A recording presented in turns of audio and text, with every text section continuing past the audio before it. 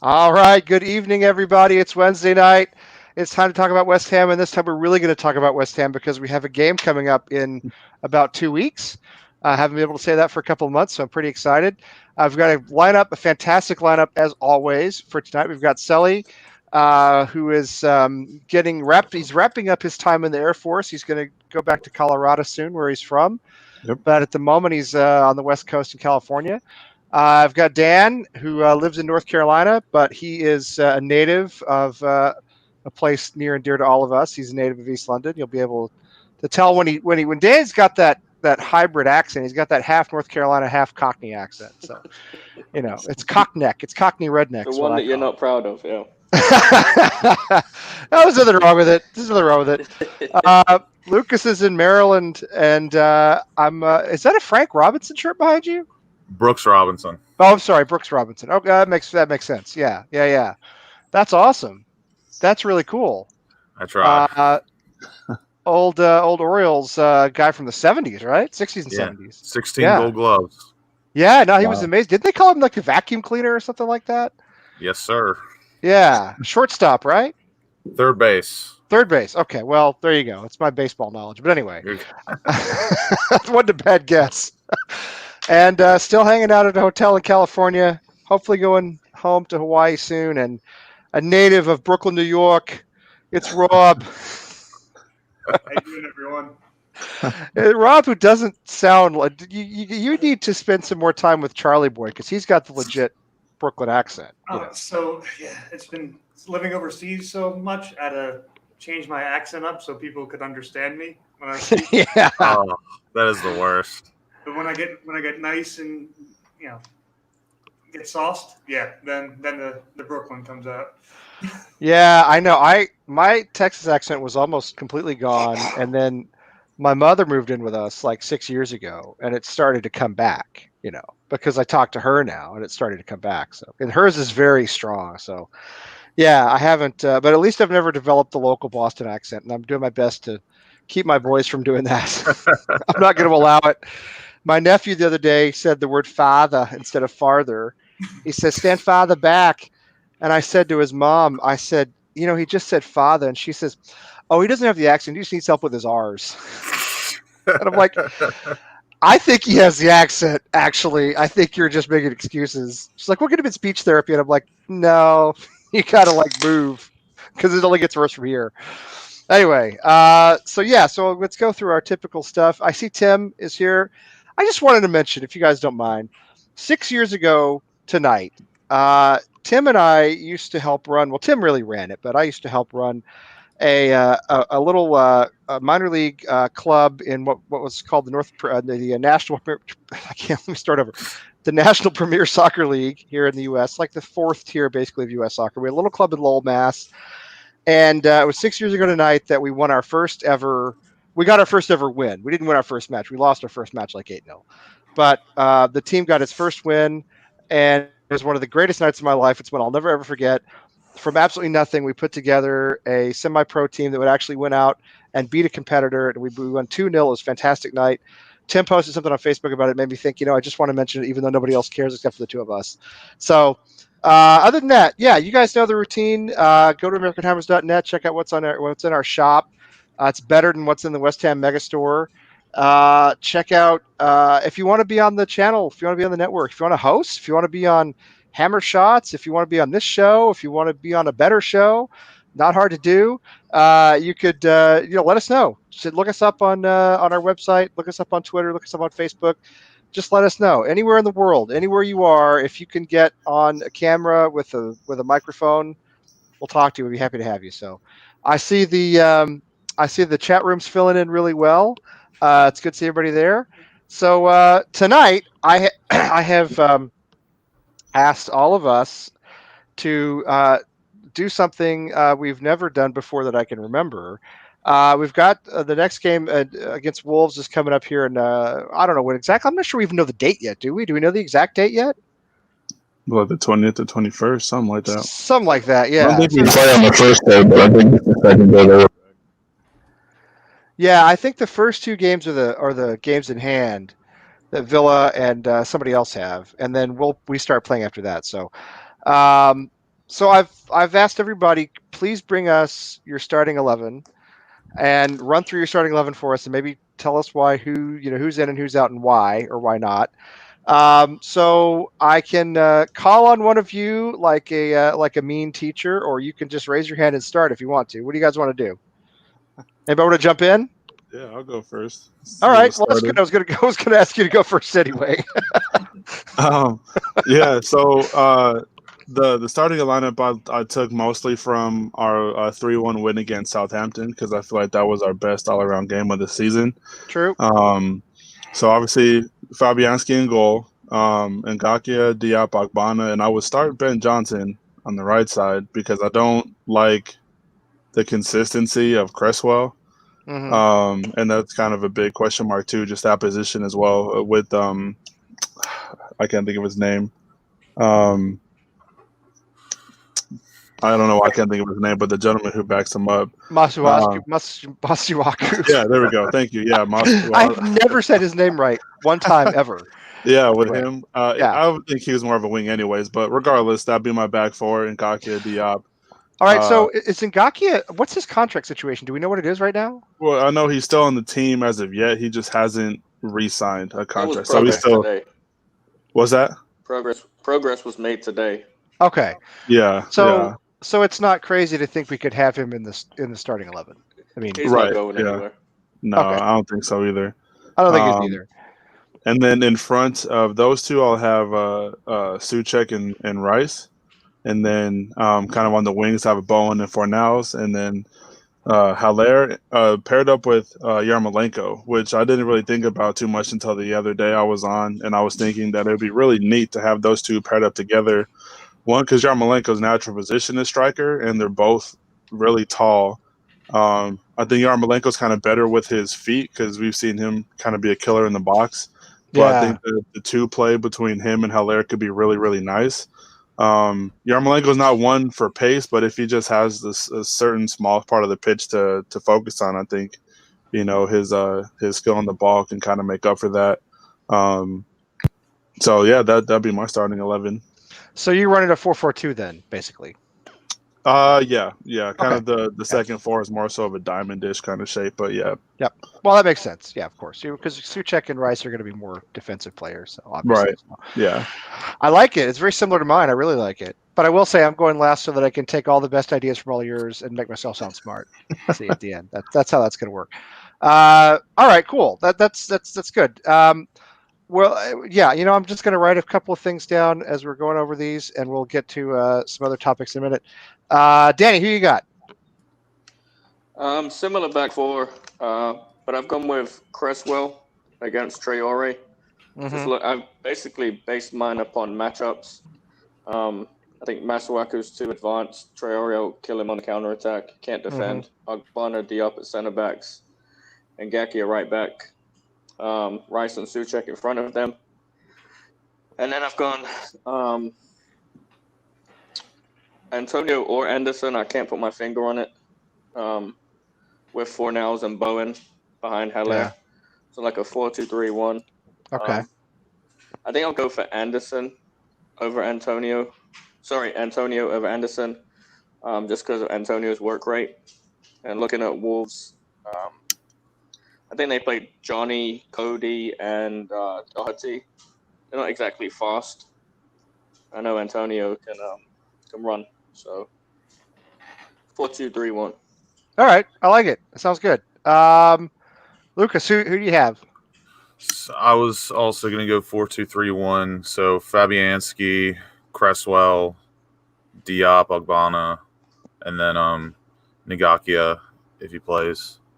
And then I would go in a game back with no fans, with a game like Wolves, I'd probably go Rice and Noble. I was going to ask about that. Yeah. Just to kind of keep composure, just do captain shit, Yeah. And then I would probably go Anderson, Fornals, Bowen, and then Haller up top. Okay. Interesting. All right. Good. Got the same pretty much. Yeah. Rob, who do you have? So yeah, I went with Cresswell on the left, Ogbonna, and Balbuena. Actually, since he's back from his injury, I'd have him. And Would you really have Balbuena? Would you? I would. I want to see how he's gonna play now that he's all healed up. Also, In place of Diop? yes, I was thinking Balbuena instead. I want to see how he's all healed up and how he's playing. I think he has some potential to show. Then I'd have Big Ben Johnson at right back, but center. Actually, I was wondering about that too. Right back is a tough one right now. I agree with Lucas on it with having Noble start for the first match, having the big captain up in there leading the team. But I'd have Rice and Fornells, backing him up. Then I'd have Anderson at left, Bowen on the right, and Heller up top. Okay. So, Bowen on the right, and maybe like going forward a little bit to try to sort of play off of Valera, I would think. Oh, of course. Yeah, that makes sense. So, all right, I'll give you mine. Of course, have Fabianski. My back four is Cresswell because I don't trust Masuaku at this point. And I think Lucas is right about the matchup. I think it's a bad matchup for him. I've got Diop and Ogbonna in the center. I think that's fine. Right back, nobody. What's funny is nobody's mentioned Fredericks. Is he healthy? Yeah, he's fine. Healed up. Is he? Yeah. Yeah. My thing about right back is if Ngakia is in a situation with his contract negotiation and all that where it makes sense for him to play, then I think I would start him. But if there's any, I don't know, if there's any conflict there, or you know what I mean? I think that's something. I think that we can't know what's going on there. Do you know what I mean? Yeah. If we don't think he's going to put out full effort, or if we think there's going to be an issue, then I would actually put Fredericks in there because of his experience. I don't like him all that much, but Ben Johnson has played like one Premier League game, and he did play well, but he's been injured for a long time. I think I'd stick Fredericks in there just because he's played a little more recently. Across the midfield, it was also a little difficult, but I don't think I've got Felipe Anderson in the starting 11. I don't. Of course, there's no such thing as form. Nobody's played in 3 months. So, right. You can't you can only go back to March, and that doesn't really mean anything. I actually had Fornals on the left. I had Rice and Souček in the middle because I like Souček a lot. I have Antonio on the right, although I love the idea of him as a super sub. I think he brings so much energy that I want him back in my starting 11 for the first match back. Do you know what I mean? He brings a lot of pace. And then Bowen and Aller up front, basically I'd say it's more or less a 4-4-2. So it's almost exactly like yours, I think, Sally. I think was almost exactly the same. Not a lot of us went with Mark Noble. I don't know, I don't think he's in the starting 11 for me because I want to go for pace and youth and energy in a game like this against a Wolves team that's really well managed, that attacks well. That's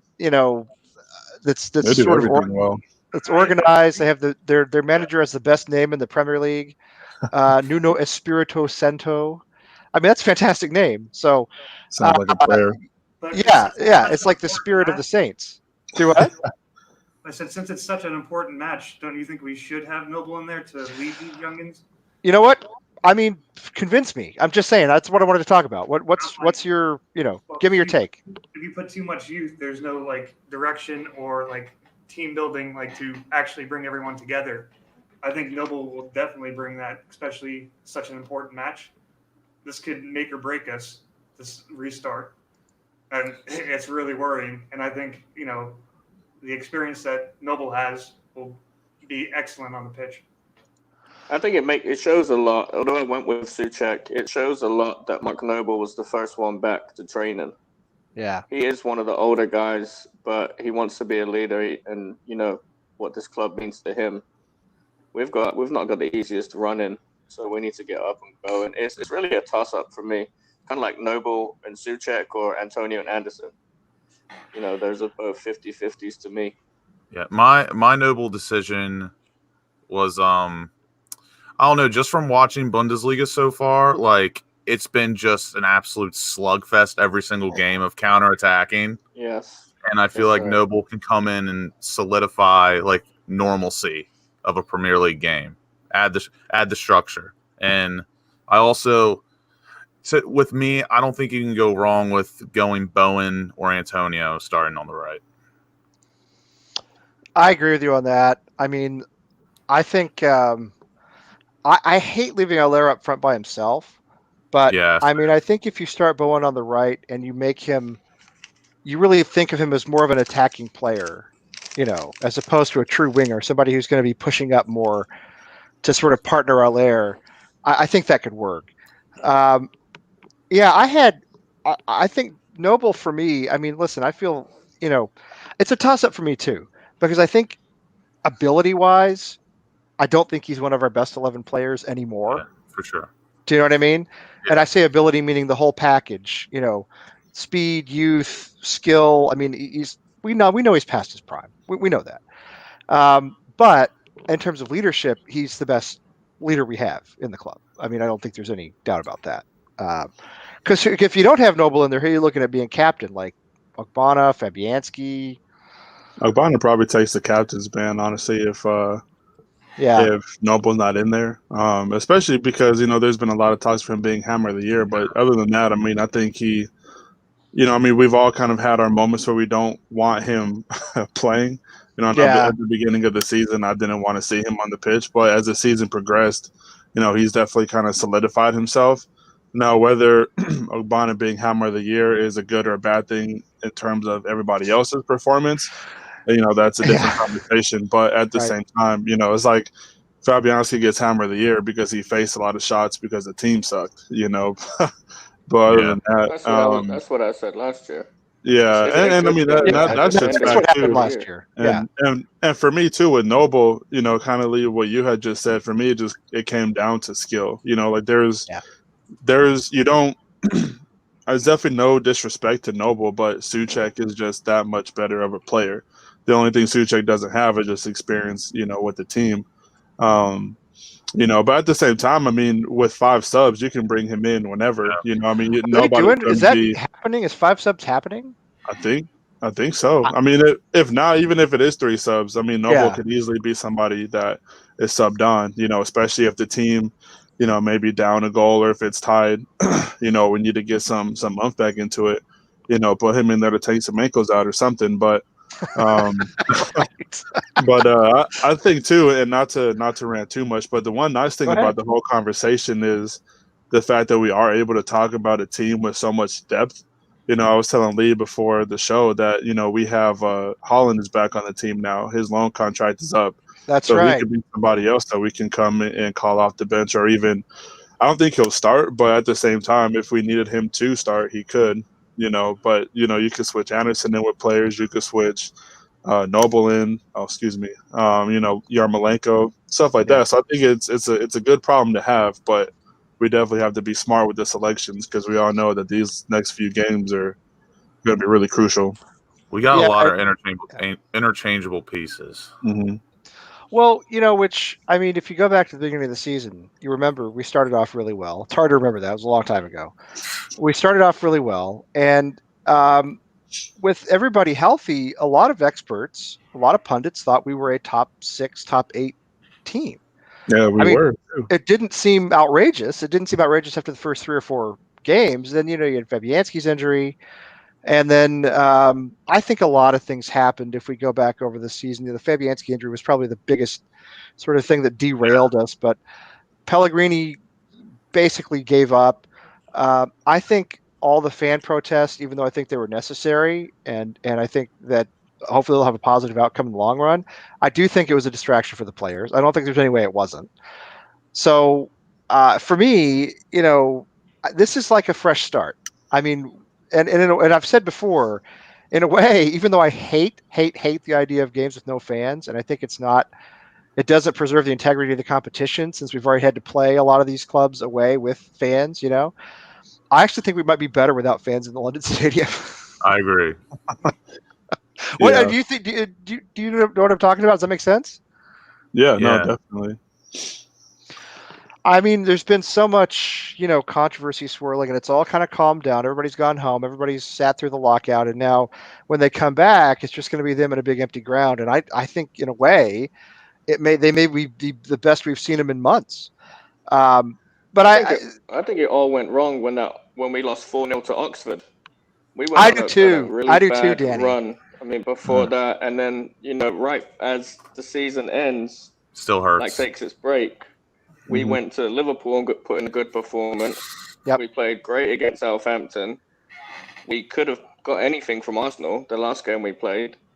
I mean, the performances were there. Now I think playing in an empty stadium, hearing the players talk to each other, let's see how much you guys want to stay up now. Let's see who wears the shirt with pride.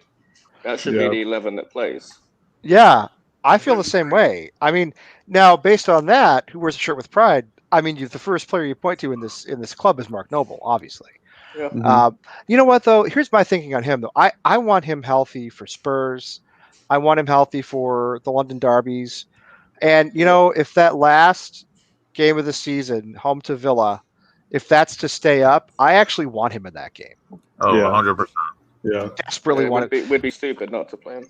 Right, which is why when I look at Wolves, a kind of a quick, pacey type team, it just doesn't seem like a good matchup for him. And also, I'd like him in some of those more heated sort of, derby type matches. Make sure he's healthy for that sort of thing. But to me, with go ahead. Sorry.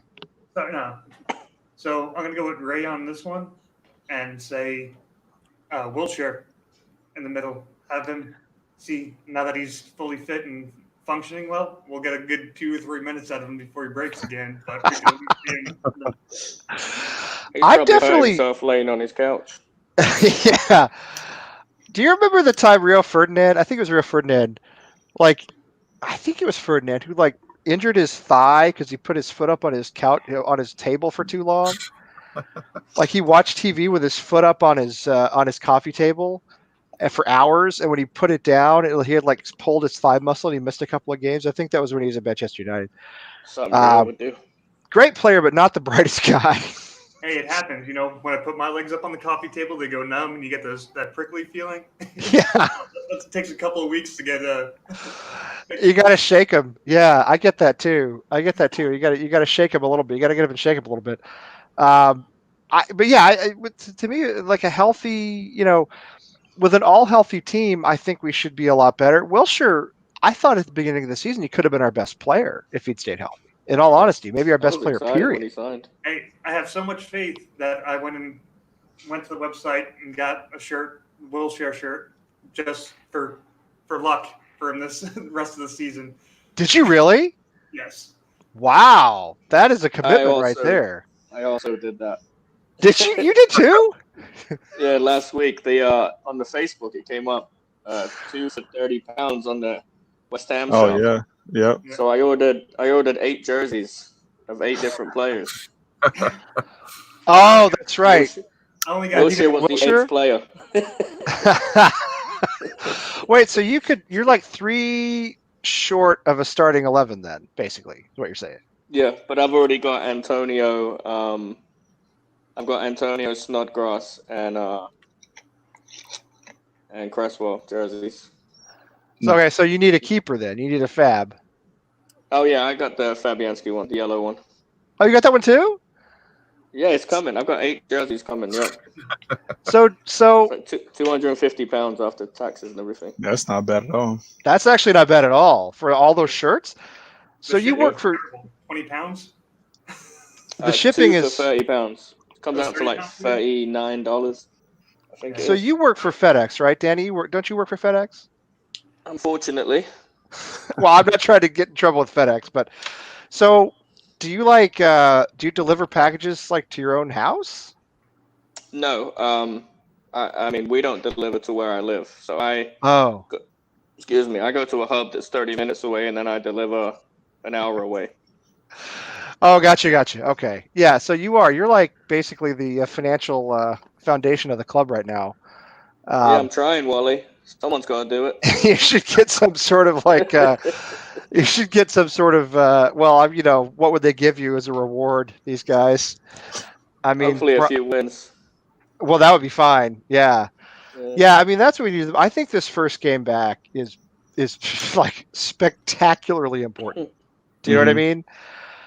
Because really, if you think about it, and I'm sure you've all thought about it, we can't. I mean, I think if we go down this season, we're down for a very long time to come. I don't think we just bounce right back up. Yeah.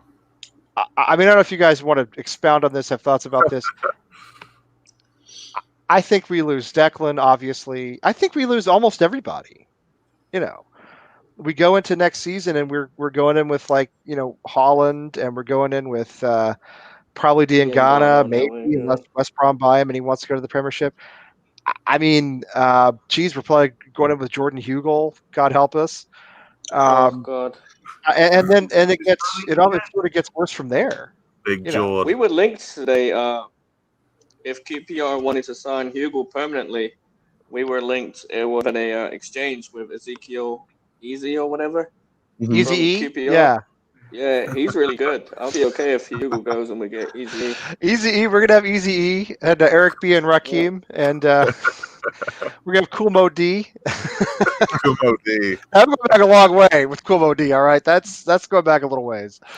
That's back from like my era. But anyway, yeah, with Easy, I think if we go down, we're headed in the direction of like Coventry or Sunderland or Plymouth Bolton. or or Bolton or any of them. Yeah, it could be a real like. When you think about it, though, if we did go down, I think we have a good quality championship team, but with the way the club is ran, I think we would just get shit on.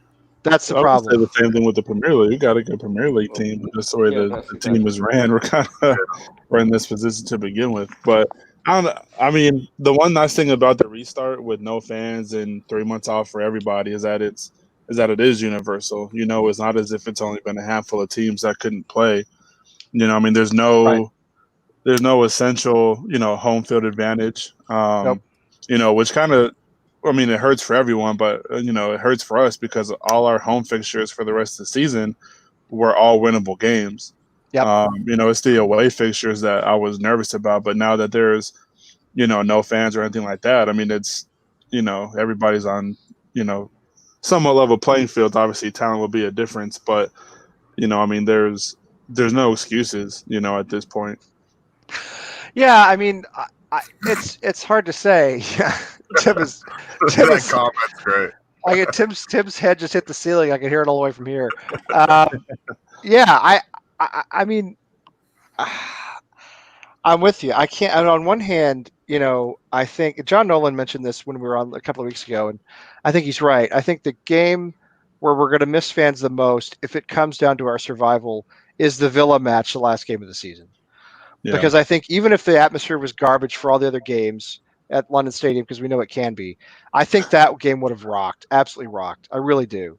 That's where we might miss it most, and that's why one of the reasons I have such a big problem with starting up again without the fans. I hate this idea because, again, we had to go to Villa Park and we had to play there in front of their fans, and now they're going to come here and not have anybody on the ground. And I think we've seen from the Bundesliga, haven't we, that it's just like every which way without fans. It's like there's no home field advantage. There's no, particular advantage playing at home. It's just like whatever happens. I think we'll be safe by the time we play Villa.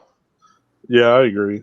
I think it'll be really interesting too with the restart, because I feel like coming out of preseason, no one's in particularly good enough form, and you don't really know what you're going to get. I mean, there's only a handful of teams that are, that know what their position is going to be for next year. I mean, shoot, after the first 1 or 2 games, Liverpool will finally become champs. So yeah, they will. I would like to say as well, I feel like Norwich are down already. And if you look at what Sky Sports has been saying, 5 or 6 of the Watford players and staff have got coronavirus. Do they really? Watford I didn't see that. Yeah. Yeah, they were one of the Watford first teams there. positive. They're down there Sure they have with the us. most cases. They're down there with us, and Deeney's refusing to go to training, and 4 of their other players, I don't know if they're all starters, but they have it as well. So when Watford come back, I thought somebody had a talk with Deeney. I thought Deeney had come back. I thought somebody had, Finally he finally came back. It was like a couple weeks ago, like a week or two ago, that he said, yeah. But he's doing by himself. He's not doing it with people. Oh, is that right? Oh, That's He's doing interesting. I didn't know restricted that. training. I mean, So, I would say, I can't get it. I don't have a list of our. Let's see. I can't get our remaining his wife fixtures. didn't want him to do training because they just had a child. I don't Yeah. blame him. I don't blame him a bit. Dini has No, an I wouldn't 18-month-old baby who has breathing problems. I mean, listen, I've never liked Troy Dini as a player, but as a person and what he said about coming back to training and playing, I support him. If he doesn't want to do it, if he thinks it's not the right thing for his family, he needs to do what's right for his family. That's the thing why I about was. Go ahead. Cresswell too. Didn't he just have a kid too? And he was super worried about coming back. And Yes, he did.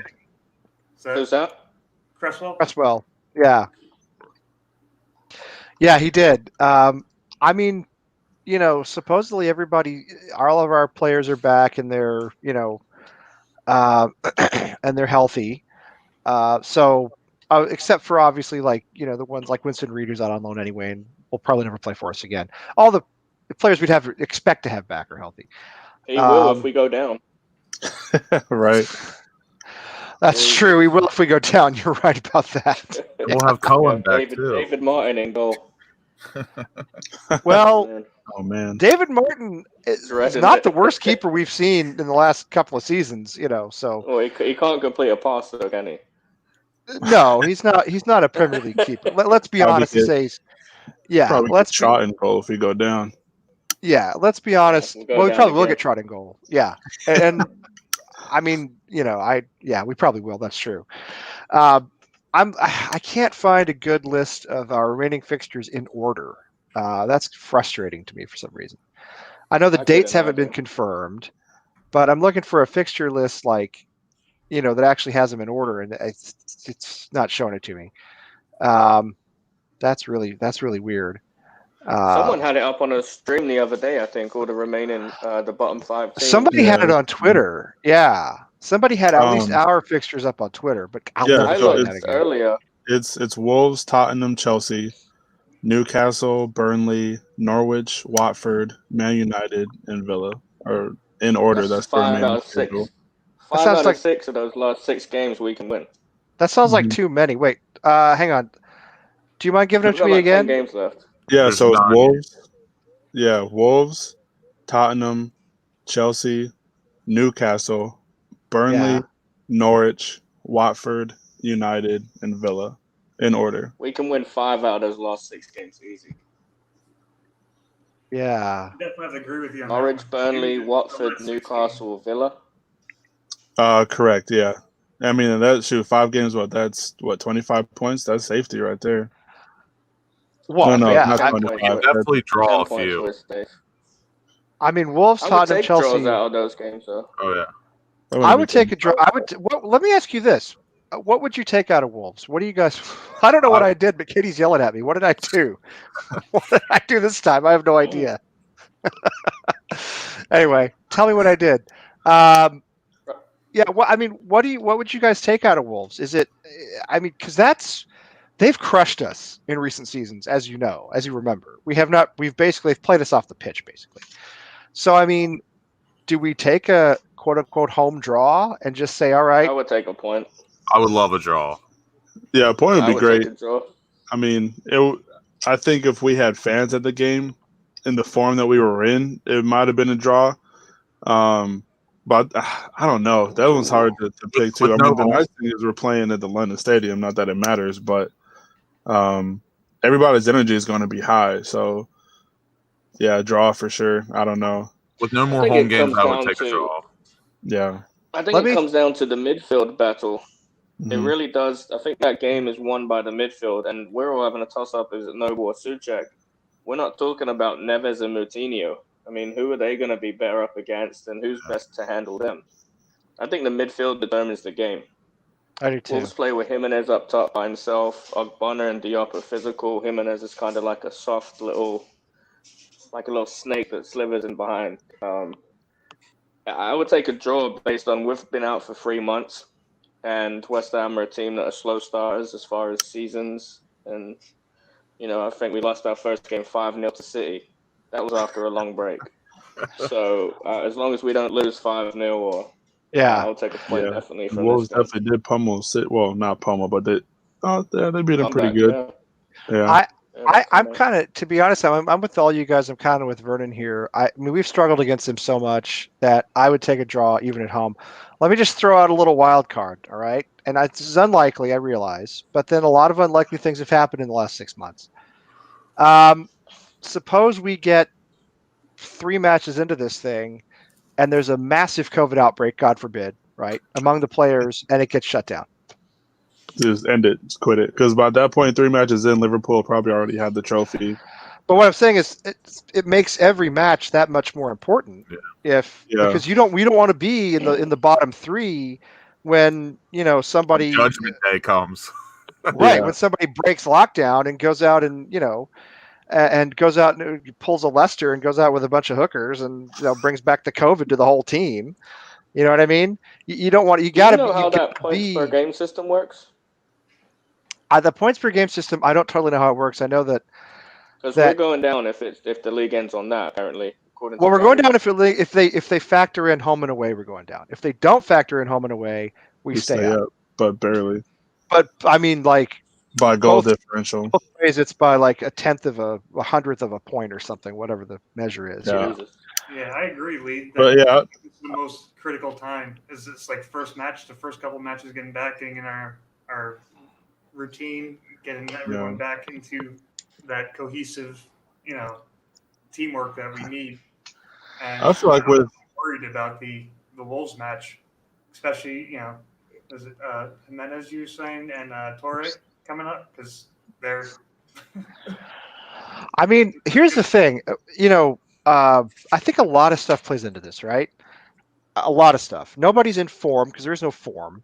Mm-hmm. There's the potential that at any time. Now, it hasn't happened in the Bundesliga yet. It hasn't happened in Belarus, where apparently they just drink vodka and everybody's fine. But there is the potential for the whole thing to shut down at any time. There really is. The whole thing to just end. So normally I would look at Wolves. I would look at our form against Wolves, and I would say, I'll take a draw at home. The problem is, what if that's the last game we play? Then a draw would be huge. Hopefully. Well, it would, and I haven't looked at the bottom of the table for a while. Maybe I should. I mean, it would, unless we're sitting in the bottom 3 after that week.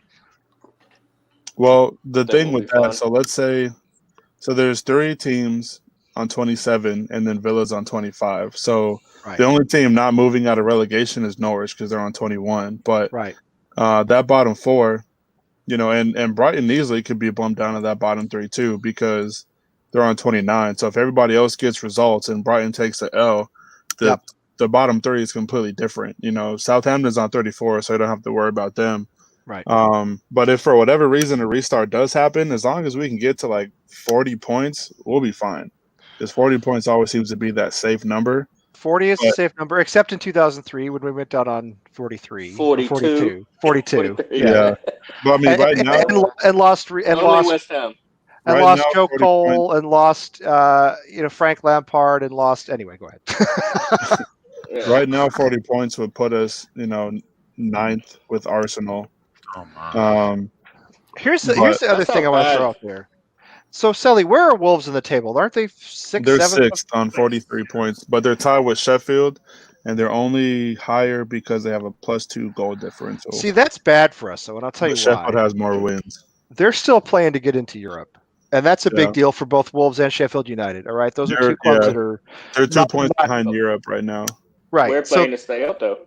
Well, I understand that, but what I'm saying is, you're going to get into a situation, I think, in this weird season, where clubs like, let's say, the one that comes to mind is Crystal Palace, or maybe Southampton, maybe Newcastle. I don't know where they all are. I haven't looked at the table, but they're safe. They're probably not playing for Europe. Do you really think in front of empty stadiums during a pandemic they're putting out their best 11s? Depending on who they play. Yeah. If it's a derby match, yeah, for sure. Well, if it's a derby, sure. But I mean, I'm just saying, I would really love to start this restart out with somebody other than a club that's been difficult for us for the last Mhm. couple of seasons in the Premier League, and two is playing for Europe. Yeah, You know? I mean, I think a lot of it too, kind of like what you were saying. So Crystal Palace is 11th right now on 39, and Newcastle is 13th on 35. But Right. there is a point I think you have to look at, those teams that aren't really playing for anything because they're safe and they're not making Europe. That will look at, okay, well, let's just get out of this season healthy so we can focus on next year. That's what I'm 'cause saying. there's no point in getting somebody, ACL tear and now they're really screwed or something One- like that. Well, what One about thing- money? Yeah, true. True. I mean, they've lost how much money by not playing? The further up the table you finish, the more money you get. That is true. I mean, there is that motivation. I Yeah. agree.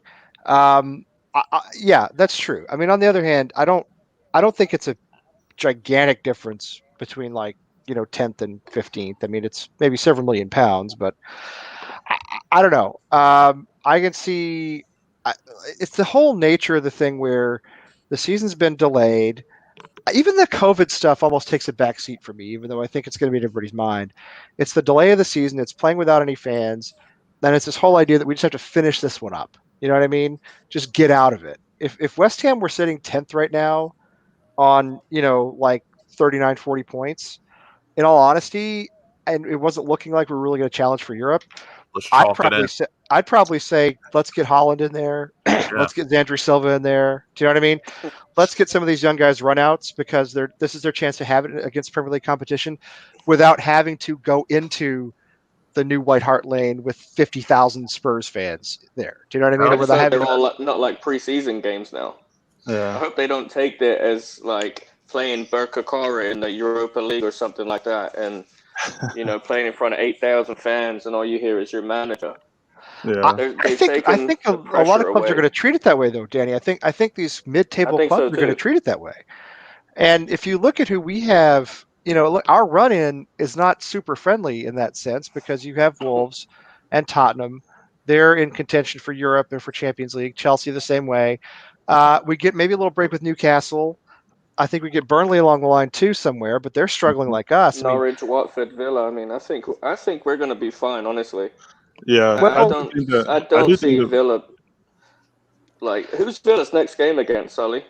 Yeah. You have give me that in front of you? 1 second. Yeah. I'll pop they it have up. a game in Chelsea. hand. They have a game in hand. If we Yeah. say they- we go yeah, out they and we Chelsea. beat Wolves, and Watford, Brighton, and Villa don't win, Oh, I think we're safe right we then. have and there. we don't have the pressure on us. Then the pressure's on them. We can I lose agree. every game, but unless they win one, we're good.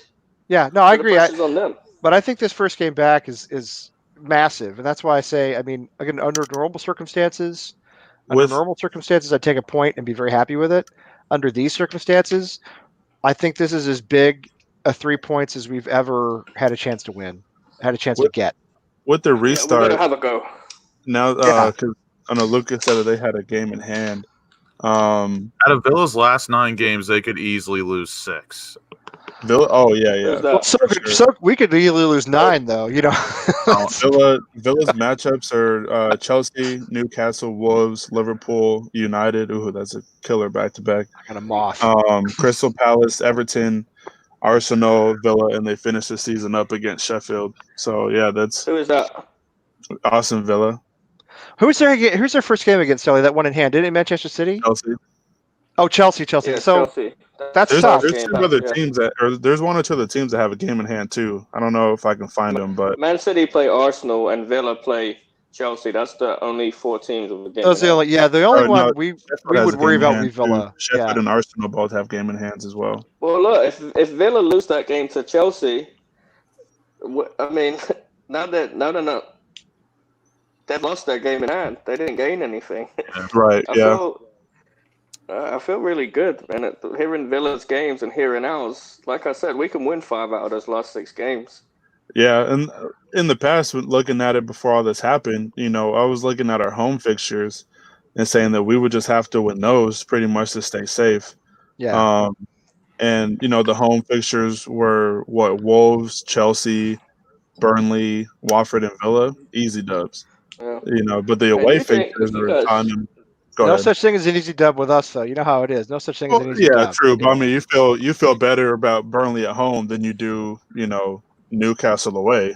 I do. Well, you feel better. guys- Absolutely right, Sally. And you feel better about Burnley at home than you do about Anfield or, Etihad or Emirates. You know what I mean? You Yeah. feel better But- about that than, yeah, I do. Yeah, and that's the thing that's Do you crazy. guys Like, ever look bro. at stats? Like, sorry, I didn't mean to cut you No, off. you're- I've got no, like you're a good. 2-second lag behind you. You ever You're good. look at stats like for the season, and if you guys look at it, West Ham have lost the most points from VAR this year, Yep. and we've also lost the most points from leading positions this year. That's true.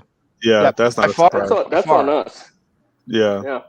I And, mean, I if think they were talking today about keeping VAR in.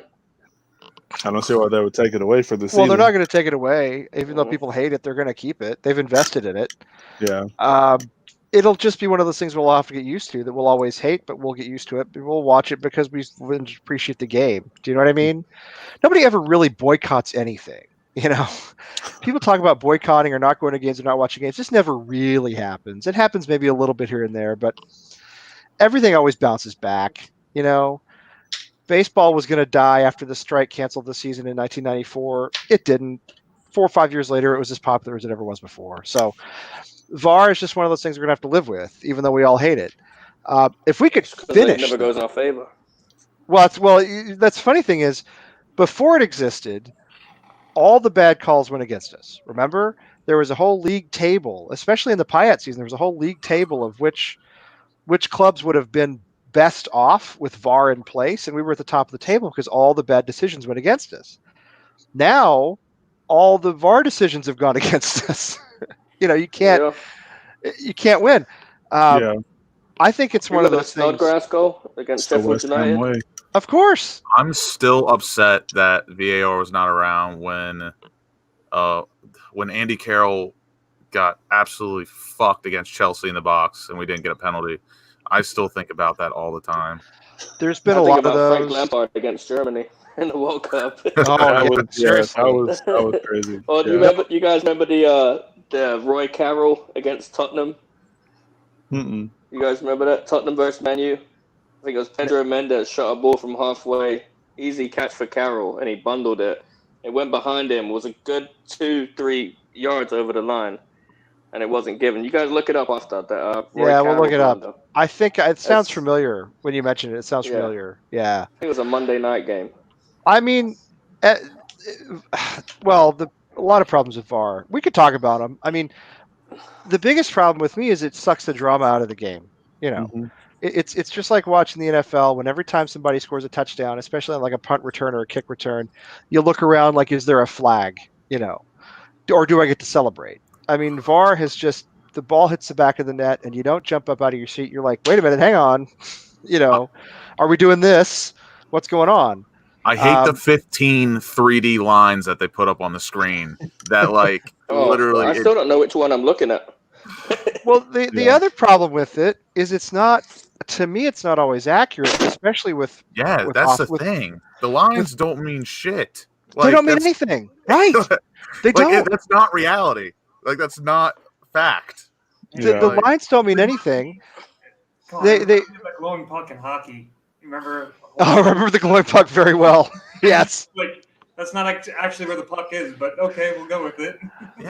It's a lot like that. I mean, when you talk about offside, all right, I think the biggest problem with a VAR and offside is they have these still images. And the problem is the players are moving forward. So at the time when the photo is snapped, you have the guy who's striking the ball, you have the guy who ends up with the ball, and then whether or not there's a player behind him, you get these 2 millimeter sort of calls where it's like, oh, he was offside by 2 millimeters. But the problem is even that isn't accurate because this attacking player is going forward most of the time. The defending player is coming is going the other direction, to challenge him. And the picture is taken at like a random place where you can't really tell, if that was where he was when the ball was struck. Does that The make picture sense? is always slanted. Like, you know how a goal line Right. technology, it's over the top? They never Mhm. show a VAR over the top on all sides. It's always slanted. Yep. And if you actually strain it out, I guarantee you more than half of those calls that they called offside would be onside. I agree with you. And it's because there's constant motion, right? They don't. It's not like you Science stop at the class. line of scrimmage and snap the ball like in football, or American football. There's constant motion, so you have the strike of the ball, you have the players going forward, you have movement all the time, and what they're doing is trying to pick one like random moment to say that this was the time when the ball was struck. It's bullshit. You guys know as well as I do. Anybody who's ever edited video on iMovie or any simple video editor, you can have 30 or 40 frames or hundreds of frames of a foot striking a ball. Do you know what I mean? Yeah. So is it when the toe hits the leather of the ball? Is it when it's followed through and it's in the air? I mean, who knows?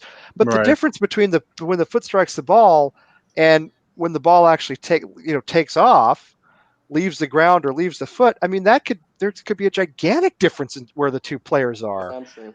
relative to offside. So it doesn't make any sense to me. The other real problem for me this season has been this new handball rule where Yeah, it's terrible. this is pure just FIFA.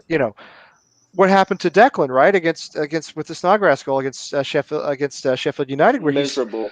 Ruins it. I mean, he's Ruins just the running. game completely. The ball gets headed onto his hand, right? I mean, But the next game they did it against us, and it stood. I think it was And the That it's was a Brighton good. game. Liverpool game, right? the Yeah. Liverpool game. I don't remember it, but it's That's ridiculous. what's so The guy's crazy. doing this to block his That was the face. Van He Dyke can't- handball, I think, that Yeah. didn't get called. It was, Yep. and that's not Fucking even. bullshit. And that's not even. I mean, it is a VAR thing because you use VAR to check that, but that's a rule issue. That's a new That should rule. not be checked. It shouldn't be checked. You It should shouldn't be a check that for rule. offside or anything. Especially that's a 30 50-50 seconds challenge after it with someone happened. covering their face. And you Right, can't. I yeah. mean, you can't. It's always been. If the ball plays you, play on. If you play the ball, it's a handball. If the ball plays you, it's different. You guys remember? But it's different in a penalty area, isn't it? Do what? If you cross a ball looking for Sully and my arm's by my side and it hits my arm, I guarantee they give a corner and don't give a penalty. Right. Exactly. Because it's by your Yeah. arm. But why is it Right. Exactly. for a goal?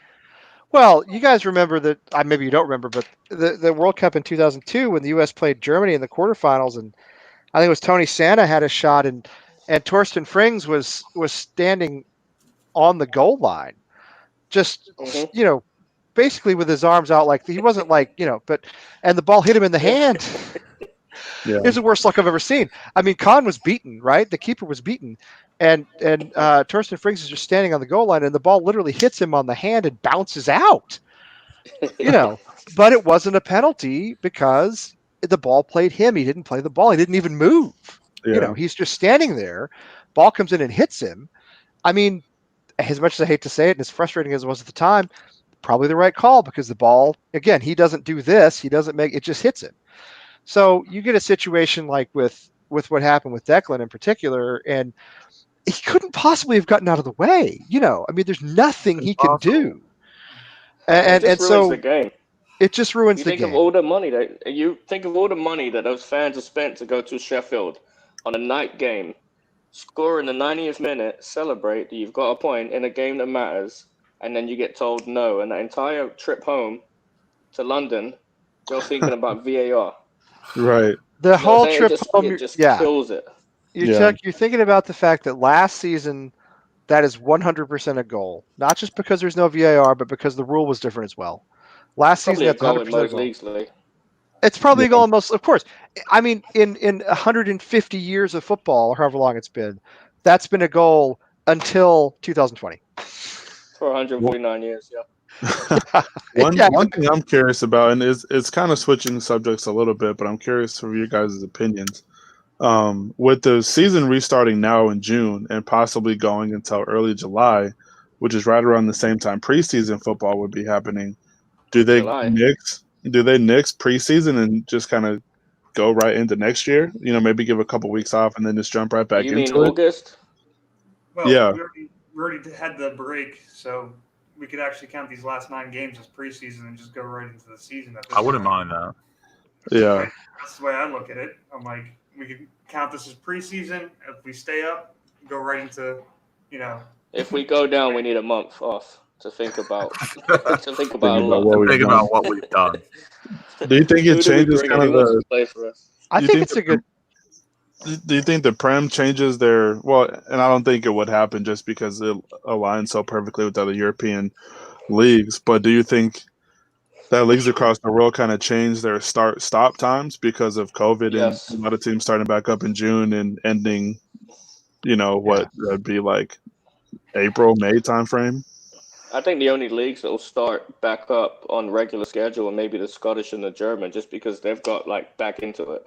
Mhm. Right. But we're waiting a little longer, so I think maybe like an end of September, beginning of October. Wait, are the Scots playing again? Because I wouldn't have noticed if they were. But... No. Okay. But Yeah, also, I think the Premiership starting comes down to when are they going to do the World Cup and the Euro and stuff. They're going to push everything back. Obviously, Yeah, we're the not doing Scottish Euros this year. nixed their season, and Hearts got relegated, and like everybody's left the club now. Everyone's suing. Everyone's suing from Hearts. everybody Yeah. should sue. Everybody should. Yeah, that's ridiculous. I It's mean, a everyone terrible, else is terrible going. decision. Yeah, terrible decision.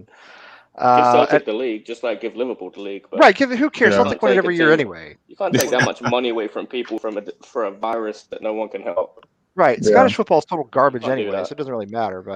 But yeah, Hearts should not have gone down. I'm with him on that. It's not only No. because when I do look at Scottish football results, I always look at Hearts first because my hometown is named after Midlothian, Scotland. So anyway, I as far as I think we're thrown into a huge amount of confusion here because, I mean, you don't know. It's usually like late July and through August, you're getting your, your UEFA Cup, what's it called? Europa League qualifying matches, like when we would lose to Astra Gugu every season. When you have to go to Moldova in late July and play some, in front of 300 people. So I don't know when those are going to happen. I have no idea. I don't know When are the how Champions League games going to happen this year too? Well, that's what I mean. I don't know how we determine like when the qualifying for Europe starts. As you said, Danny, you got Euro 2021 now to think about.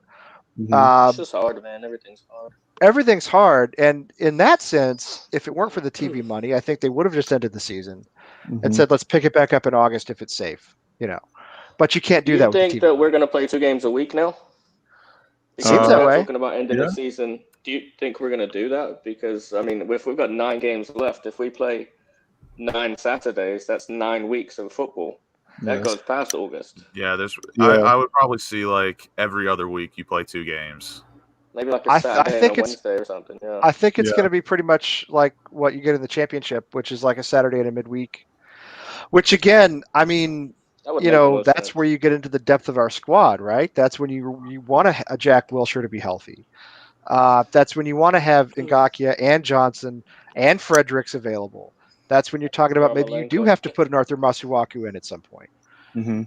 I mean, because these guys are going to get tired, and they're going to get injured because the West Ham players are all going to get injured. But Right.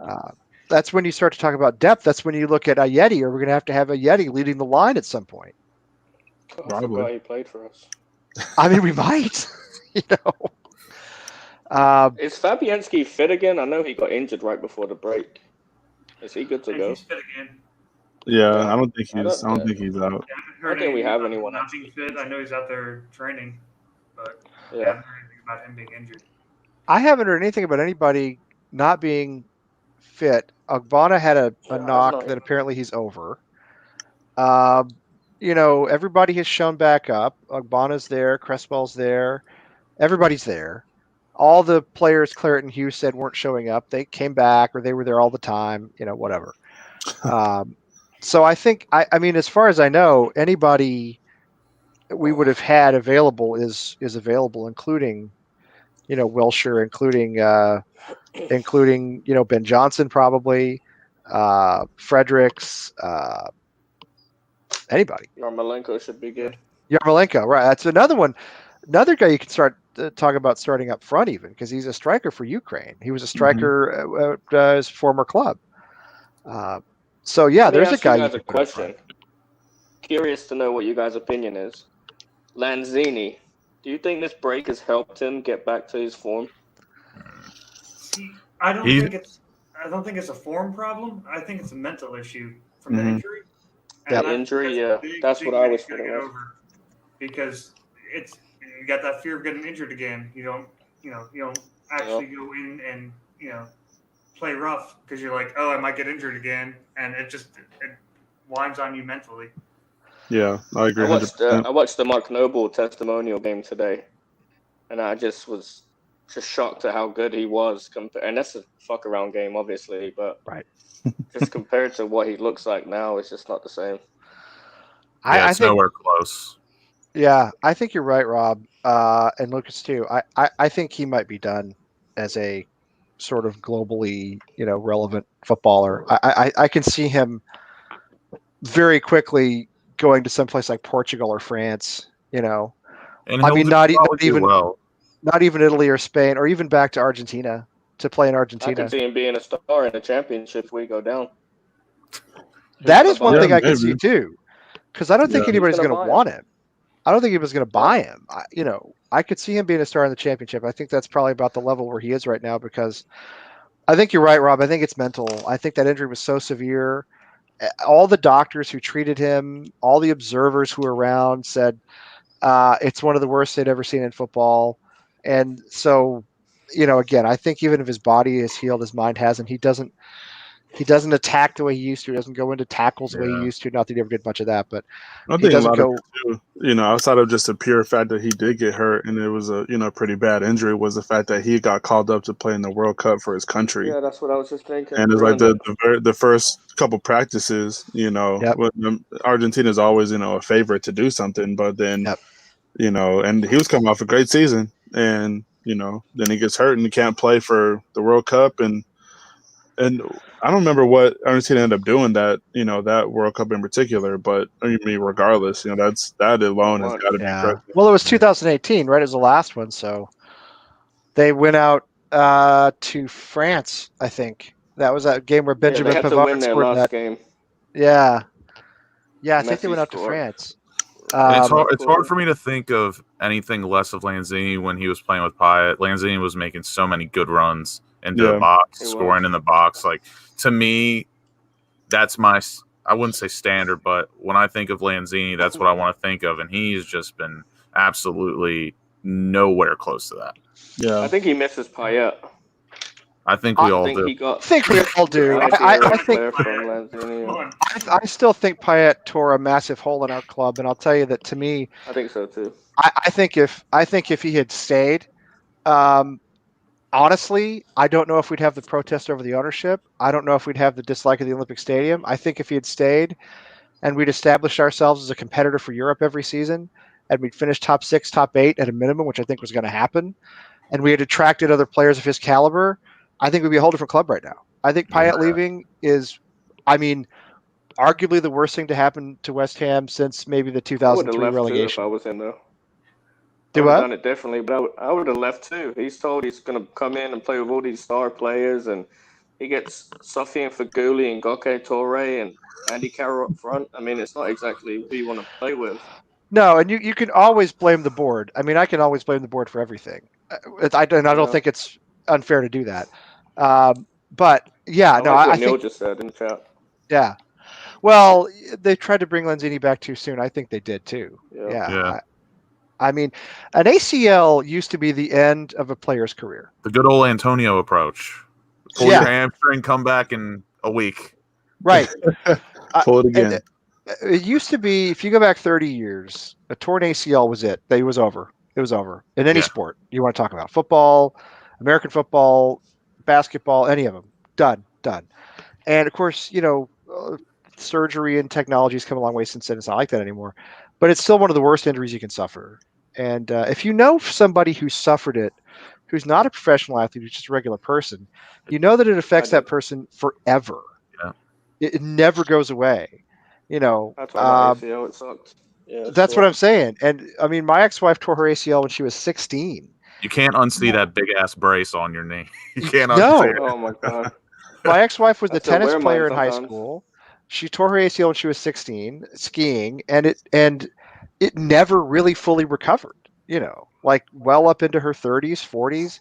She still had times when it would swell and she would limp. And I mean, she was fit. She wasn't she was a relatively athletic person, but it just, if you see what a regular person goes through with that, it's a lifelong thing. And, a professional athlete is able to recover better, but it's an injury that can. I mean, it used to ruin careers, and it can definitely like curtail a career now. I think. Well, Lee, I actually had a meniscus surgery. I tore my meniscus in the knee. And I had to get it all removed out. That sounds horrible. Oh yeah. After after a couple miles of running, I'm like I got to stop. I got to take some aspirin because it's just the swelling and all that. And yeah, it's devastating coming back from it because you never really fully heal from a knee injury. It'll never be that 100% again. You never really do. Yeah, even with all the sports medicine. Yeah, Yeah. Go ahead. No, go ahead, Lucas. Sorry. Not to the severity of that injury. Like me personally, I play a lot of basketball. I've rolled both my ankles easily over 30 times.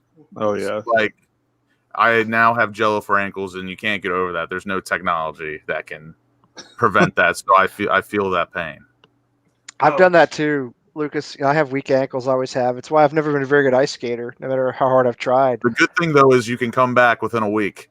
That's true. Yeah. I don't have the ankles for it. I sprained my ankle pretty severely some years ago playing American football, and it still swells a little bit when it's damp. Yeah. It still gets sore. It still aches. Oh, And if I could show you my ankle right now, you guys would be like, "How do you walk on that?" So actually, on the pitch, I got my ankle stepped through, and Oh. I tore my anterior ligament, the outside one, and they had to actually go in and do surgery, like put an anchor in and attach the ligament together that way. Yeah, it still looks like a baseball in my foot. Oh no, it's it's it's brutal. I went to a doctor who, the first guy I went to was kind of a quack. He said just stay off of it. It didn't heal. The second guy I went to said if you sprain your ankle this severely again, you'll have trouble walking for the rest of your life. I was like, oh well, guess I should pay attention Mine to that. dislocates a lot. My right Does ankle it? dislocates a lot. Yeah, because it's kind of like a permanent dislocation from a car wreck I had in 05. Mhm. My ankle was dislocated to where like the foot was up higher than my shin. That was that bad of a dislocation. Oh wow. Yeah, it dislocates a lot. But you guys have got me thinking about something now. Why are you talking about injuries? Daniel Sturridge is a free agent. What do you think about bringing him in for the rest of the season? 9 games. I mean, he won't score on us. That'd be nice. I wouldn't be against it, in all honesty. Listen, I I didn't mean, mean to change the subject, but no, he's it's a a good, player. it's a good topic. It's better than where we were going. I wouldn't be against it only because to me, we need an injection of something else, something different in this team. I think when you saw Bowen come in and Suchek come in, we had an immediate improvement. Yeah. Because they were different and they bring a different attitude, they bring a different perspective, they bring different skills. I mean, Sturridge maybe kind of passed it, but of course he'd want some gigantic wage we probably couldn't afford. But I don't know. What do you guys think? That'd be a I'd pass love for him me. to come. What'd you say, Sally? I didn't hear you. That would be a pass for me because he'd end up just getting hurt again. I mean, like, look at what happened to Only Suchek. 9 He was out games. there his entire life until he got here. Man, we feed on Sign him on a players. short-term pay-as-you-play. I'll say Yeah. no. Pay I as you won't say play no to contract. any striker until we find the one. Well, that's kind of the way I feel too. I've been looking I for a mean, few years. listen, if you're talking about playing twice a week and you need depth, and we're not very deep up front, why not? If we could afford the wages, I'd say why not? I would play him Yeah, short-term 9 nine game game contract. contract. 9 game contract. £250 or $250,000 a goal. And so, yeah, right. Incentives for each goal. Yeah, exactly. Each day you don't get hurt, it's another £100. It'd be golden. I think we should pay all our players that way. Pay them by not being injured. I Yeah. think Wilshere would never be injured. Yeah, well, I got to Andy- tell you Andy something. Carroll's I on the have phone. high Sign hopes me for back. him when he comes back. These Do last- what? I have high hopes for Wilshere. I'm with Ray, 100% on this. Me too. At the beginning of the season, 600 years ago, I thought Wilshere was going to be, as I mentioned, I thought he was going to be one of our best players, maybe even our best player, maybe our most skillful player. Still think that could be the case. I'll tell you He's so what. technical. I'll tell you what drove me batty about Wilshere, and this is actually a good point for Vernon. I mean, we have young guys who can maybe step up into that role, but you know what? For depth purposes, I'm still not sure I would turn him down. Although I understand what he's saying here. Wilshire did the thing DJU? where he hid in the dryer to scare Declan Oh, Rice. That thing. That's a bad look, man. I mean, Mhm. don't do that when you're out injured. Don't be doing stupid shit like that. Do you know what I mean? Yeah. Like, we want to see you in the training room working to play again. Like, I don't want to see you jumping out of a dryer. Yeah. I'm sorry, I just He's also don't. been caught So smoking. it's good for morale, but yet don't put it on ESPN. Like that. Right. Like, It's just been like, hey, in the club room. Yeah. Yeah. Do don't the send pranks it. Don't send behind it closed doors. viral. Don't send it viral. He got caught smoking at the boys' room. Yeah, he got caught smoking at a club, and he also had that incident when Arsenal won the cup or something, and he was on top of the double-decker bus, and he started a chant, "Who do we hate?" And everyone said Tottenham. I was like, "What do we think of Tottenham?" And everyone was like, "Shit!" And he got fined for that. He got a lot. He got a lot. Great of I don't trouble. really have a problem. I don't have a problem with that. Oh yeah. I don't Yeah. either. But We do that all day. I mean, You'll I have gotta to respect pay that, them. to be honest. That's the only thing I respect about Arsenal fans is they hate Tottenham. Other than that, I really can't stand them. But yeah, it's the only redeeming quality they have. I don't smoking at a nightclub. I mean, I don't know, whatever. Look why at the you way at a nightclub? Look at the way George Best lived. I mean, one of the best players of all time. That dude was. Yeah, but at least he wasn't injured and fucking That's true. played. No, you're right. I understand what you're saying, Danny. That's a good Instead of point. Is that spending maybe free money on clubs. let's just hope that when he went to the club, he wasn't like dancing. Like he was just sitting there smoking. I'd feel a little bit better about that. A He little. was drunk, wobbling outside there. Well, that's possible. That reminds me of when I don't know, Lucas. You might remember this. You might remember this, Rob. Back in the '90s, when Brian Leach he played for the New York Rangers, a defenseman, hockey player for the Rangers. Remember when he missed the playoffs because he stepped out of a cab in New York and he slipped on ice and like broke his ankle. Wow.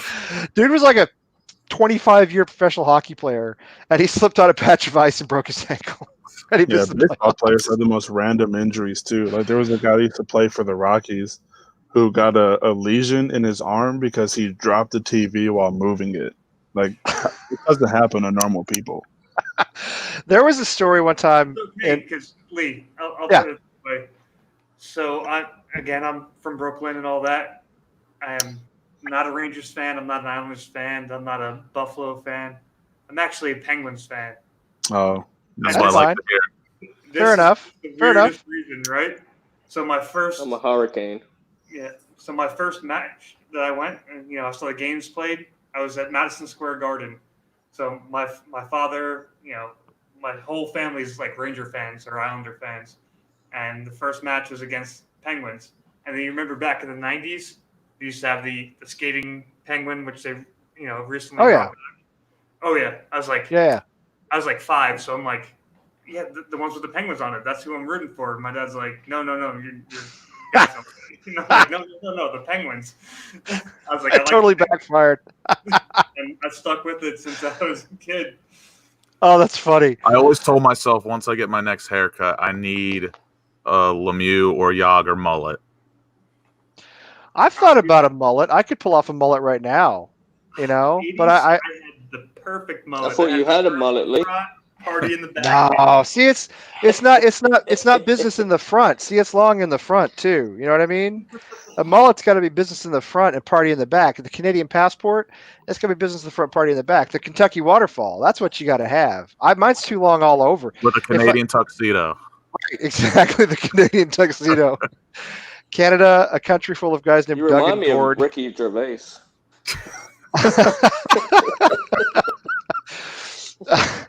Canada, a country full of guys with mustaches named Doug and Gord. Although we love Canada. Although that is totally true how Canada is. Yeah, I don't know why I was talking about. Brian Leach breaking his brains.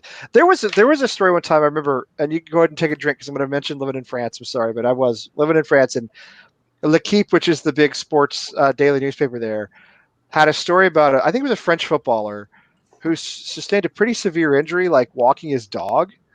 Like he got tangled up in the leash, and fell, and there was a whole, like, it was in print. There was a whole diagram that laid out how he did it.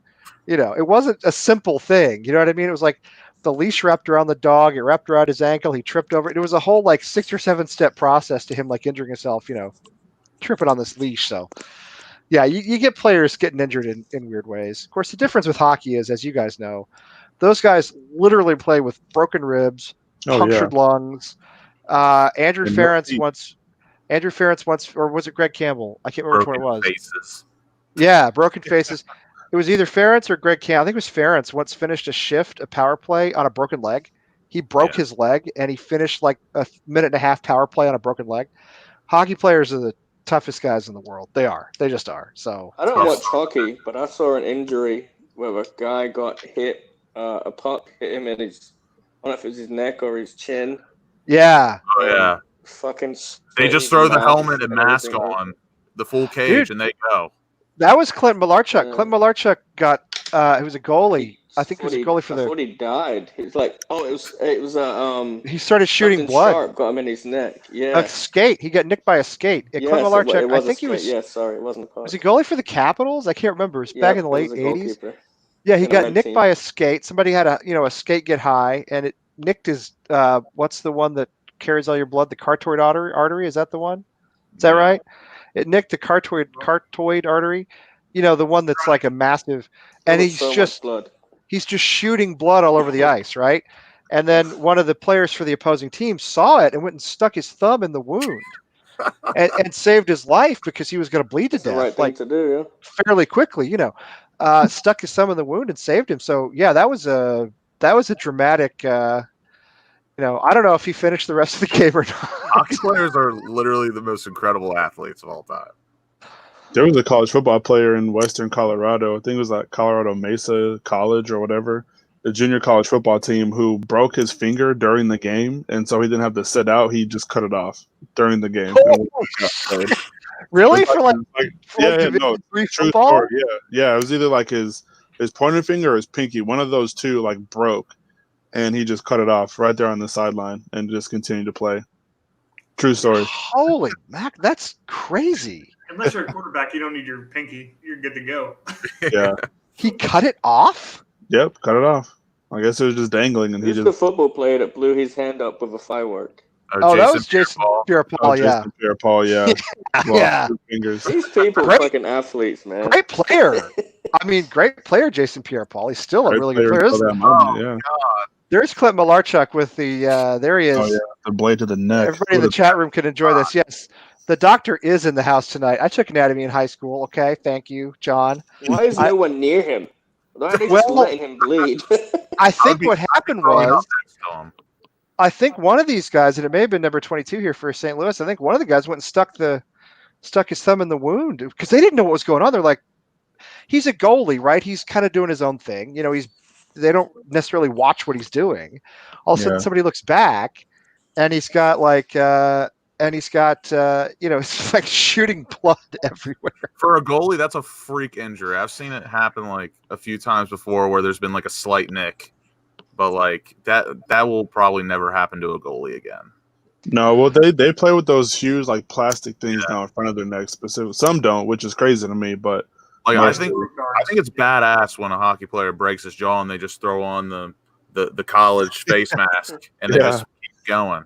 Yeah, I do too. I love that. Apparently, poor Clint Malarchuk has attempted suicide several times. He's got a bullet lodged in his head. wow, Guess he's dude's had a rough time of it. I hope he's still alive. I don't know how old this article is, but yeah, it was. He was playing for the Sabres. Yeah, it was an unforgettable moment if you remember like stuff that happened in hockey. So Well, you remember, was it actually for the Rangers, since my family's a huge fan, McTavish. So when they came out with the rule Correct. where you wear a helmet and Yep. all that, Yep. and still, had the grandfather rule where if you played before the helmet rule was in. that's right. He was the last one to play without one. Yes, Yeah. he was. Like in the mid '90s, he was playing without a helmet because he was like, nope, played my entire. And then at some point, I think Craig McTavish was the last player to play without a helmet because he'd been in the league since like the late '70s, And these guys played for 20 some odd years. And yeah, at some point, I think he got checked into the boards pretty hard and started like vomiting or something. And didn't he end up wearing a helmet eventually?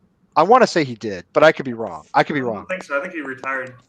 He may have retired without it. Yeah.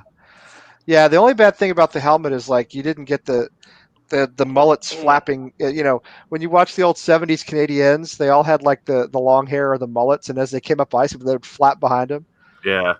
That was a my cool gosh. look. The best videos were when it was the high school playoffs and they would all just come into the lineups with their different mullets. Just flat. If you haven't seen it, go on YouTube and just look up like Minnesota high school hockey playoffs, and their lineup announcements they're phenomenal. Yeah. I mean, aside from the fact that Minnesota high school hockey tournament is like as big a sporting event as you will find in the world. I mean, it's an obsession for them. It's like second to Texas high school football. It is. Yeah, It's easy. basically on that level. Yeah. And this is funny, John Keith Kachuk, because he is from he's from Melrose, Mass. Actually, he's a Boston guy. He is from my ex-wife's hometown. But anyway, yeah. So yeah, the hockey mullets were great. I'll tell you what, though, there have been some great mullets in football. We should do a whole show about this. The greatest football. I like it. Just about the great hairstyles in general. Like who is this? I don't even know maybe you guys will know who this is, but this is. I'm going to open it up here in a minute. I'll show it here. I'll share it here in a minute. This is what I want to do. Open image. Yes. I'm about to jump off here in a minute, Lee. Yeah. Okay, I understand. Well, okay. First of all, Danny, before you go, tell me if you remember. Tell me if you remember this guy. Do you know who this is? That is phenomenal. Chris Waddle. I don't know, but that is one hell of a mullet right Chris there. Waddle. I mean, That's Chris Waddle from Sheffield Wednesday. oh, is that Chris Waddle? Okay, Yep. I know who Chris Waddle is, but I didn't. He goes back too far for me to recognize him. But they used to always. Used to play right mid with a wand of a left foot. Okay, I knew you would know, and I knew he was Yep. famous. I just didn't know who it was. That is tremendous. I mean, see how in the front it's like sort of coiffed, but in the back he's free. You know, That's your influence Nice right to have there, it Lee. back. I'm jealous. I would totally have one right now. I mean, see, I'd have to get the front cut. You know, like I'd have to get it cut like that. Which look, I think he Barbershops have used. been closed for 3 months. I'm sure Well- there's a lot of them out there now. Oh, there's a lot of them out there now. Yeah, I'm sure there's a lot of them out there now. I could probably. I think he uses a lot of product, though. You know, I don't use any product, so I don't Hair want product. dryer, probably. Lee, Yeah. pull up the one I just sent you on Facebook. Oh, on Facebook. Okay. We can do that one together. Okay. Hang on. All right. Oh, you can see him still. Oh, well, that's Baggio. No, that dude's a legend. I mean, What They about used the to call Carlos him- Valderrama? well, but Valderrama didn't have a mullet. Valderrama had the Baggio. The The shame of curls, yeah. Baggio is, of course, that he's remembered for missing the penalty against Brazil in the '94 World Cup. That one of the probably one of the best Italian strikers of all time. I gotta say, is that a mullet or is that a rat tail? How do you? Looks I like a see. I rat think tail, yeah. he was called the Divine Ponytail. That was like his nickname. Was the Divine Ponytail. If he lets that go, that's a hell of a mullet. If I was going to say, if he lets that thing out, that's a tremendous mullet. that's a genuinely spectacular. But there's no legend like this legend in terms of hair Oh, heroes. look This at guy, that. this guy is the absolute man. Yeah. Let me It's see. like he's Hang on, killed hang a on. dog and a mop at the same time. I mean, this and guy was put 'em both together. nobody's ever done it. Whoops, nobody's ever done it like this before. Up in the wrong thing. Oh, now he's gone. Where did he go? I'm back to Chris Waddle. Dang it. Well, whatever. You saw what I was talking about. Valderrama. There he Here is we in go. the Here's middle. some good. Here we go. I keep doing this wrong. No, I don't want to save it. Well, maybe I do. Do you guys remember the Ronaldo haircut that he had in the World Cup where he had no hair at all? Yeah, that's Yeah, it. Oh, it's a this tiny little- picture. It's a tiny picture, but that's it. He's got the little That is chin so strap bad. thing. I never understood why he nice. did that. Oh, and is that He was who's the is best that? striker in the world. He could have done it. That's Vidal. Plays for Bayern, I think. That's Or okay. Barcelona. Yeah, I remember Jibril Cisse had that thing going for a while too. But I don't know. Cisse had everything going. Like Cisse had everything. Cisse had amazing hair. Remember go back his to leg when- break against Blackburn?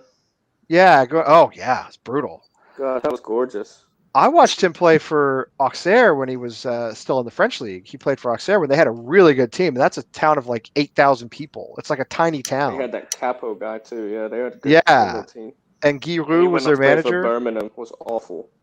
Yeah. Oh yeah. Well, I never. I mean, you say I always thought it was kind of a disappointment in the Premier League, but I mean, compared to what he was supposed to be, he was also supposed to own the World Cup in 2002, and they didn't score a goal. Yeah. Oh, I don't know why it so makes me laugh. There he is. There's He managed to Valderrama. score against West Ham in the FA Cup final. Yeah, that's true. Asshole. There's Valderrama, the Colombian. So gorgeous. Look at him. He played. You know, he was an original MLS guy too. He was. Mm-hmm. I think he played for Miami. I don't know much about MLS, but I remember he was like a first season MLS guy. You know, when they started bringing those guys over. So Lee, maybe if Yeah. we brush our hair out enough, we can get to that point. I mean, I don't know if I could pull off the Mine was almost curls. like that. Like I don't know about the curls, but I think I could. I think the bushiness, I could make that happen. I think. Do you know what I mean? I think if I fluffed it and combed it out. Curling iron, get the curls going, then the Aquanet spray. Look at this. I have a curling iron right here. Why do I have a curling Wow. iron? Well, because my mom is, as I've mentioned many times, my mom lives with us. She's 75, and she curls her hair. My wife does it for her now because she doesn't go to the salon anymore. I mean, for the time being because of the COVID. So my wife curls her hair for her. So I have not one, but I have two. I have two curling irons on my desk next to me every day. When did you last cut your hair, Lee? I got a trim in like October probably. So just a trim, I got maybe 3 or 4 inches taken off in the back. It used to go almost all the way down to my waist. It used to be all the way down my back, but Wow. that's a lot to deal with. It's been about Yeah. 7 years for me too. Well, let me see. Okay, Lucas, let me see yours because I can't really see it. It's hiding under the beanie.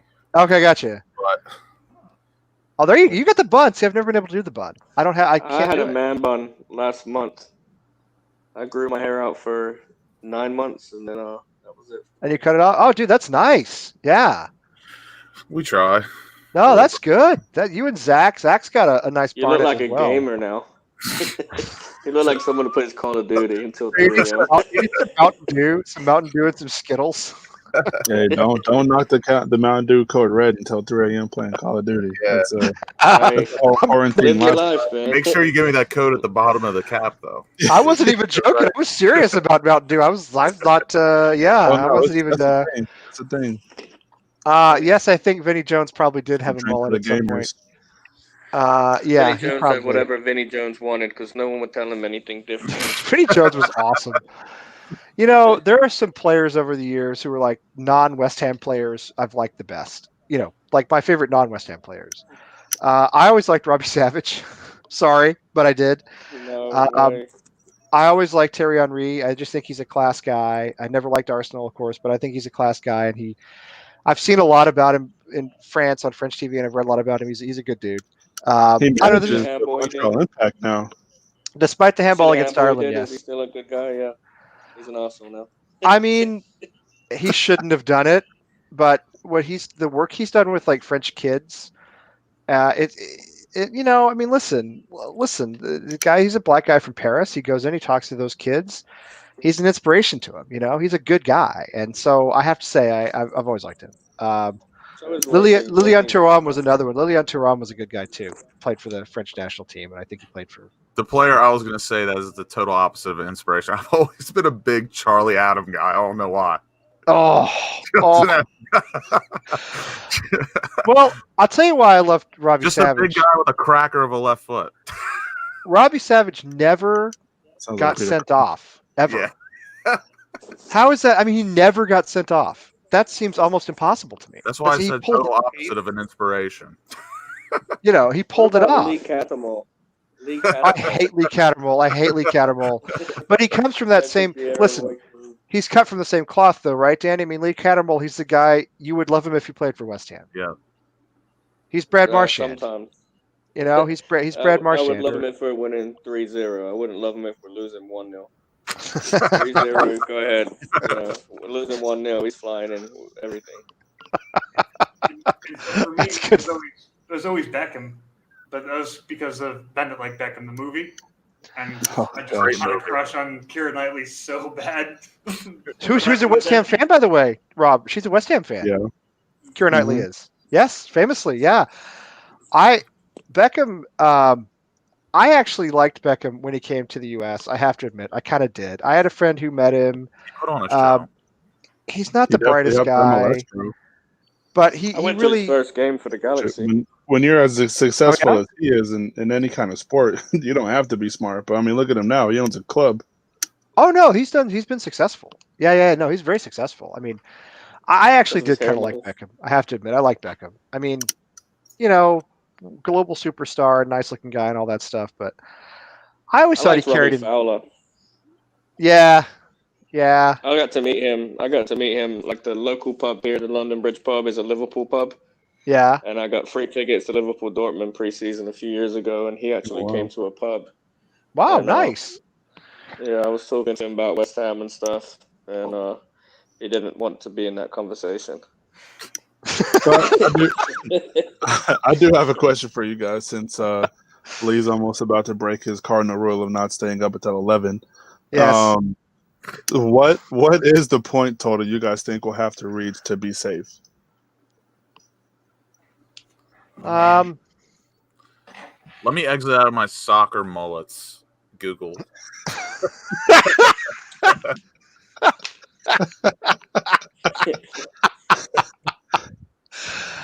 What are we at now, point wise? 27. like- 27. I think we need 12 more points. I think we need 39 to keep us up. I look, think Tony's 3 gonna more say- wins. 3 more wins will get us there. And we'll go 36-37. Yeah, I'm gonna go 37. See, I'm gonna go with the way these matches are gonna go. If we're looking at the Bundesliga with all the goals being scored, the extra goals, Yeah. I'm gonna have to go even higher. I'm gonna have to go like 43, and I think we'll be Wow.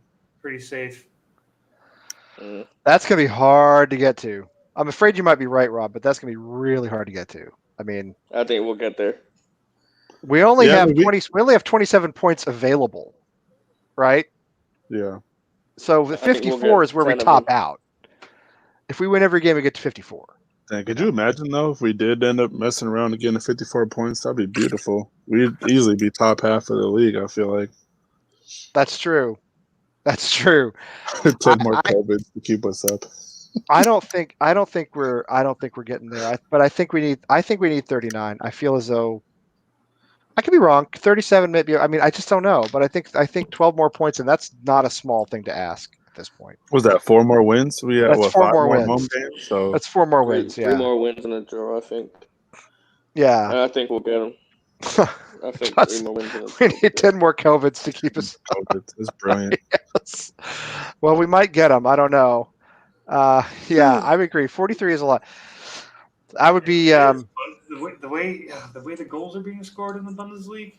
You have to see Well, what I will say too the Yeah, the but one that's thing scored like that about the even Bundesliga before was, COVID. like, most of the teams in the Bundesliga are terrible. So, like, I mean, goals are going to be scored regardless. Like, there's only but we kind of are too, though, silly. If we're honest. well, no, I mean, sure, but I don't think it'd be hard for West Ham to go into the Bundesliga and score goals right now. That's Even probably before the true. COVID, the Bundesliga was the highest scoring league in Yeah, Europe. I mean, It's It not almost changed. always is. nobody It plays almost always defense is. in that league. No, Can I you think imagine silly. Italian games behind closed doors? I mean, everything's gonna be 0-0, 1-0, 1-1. Oh, those are the And a worst couple anyway. fights, too. A couple fights. I can't watch those even with crowds. No, Italian football's garbage at the best of times, but without the crowds, it's going to be. I mean, Italian football is pretty rough to watch, but I will say it is the second best league in the world. It's like my La opinion. Liga. Like La Liga, you watch for the skills, and then if you're just like really into fucking passing, I guess you just watch Italian football. see, Or I yellow like cards.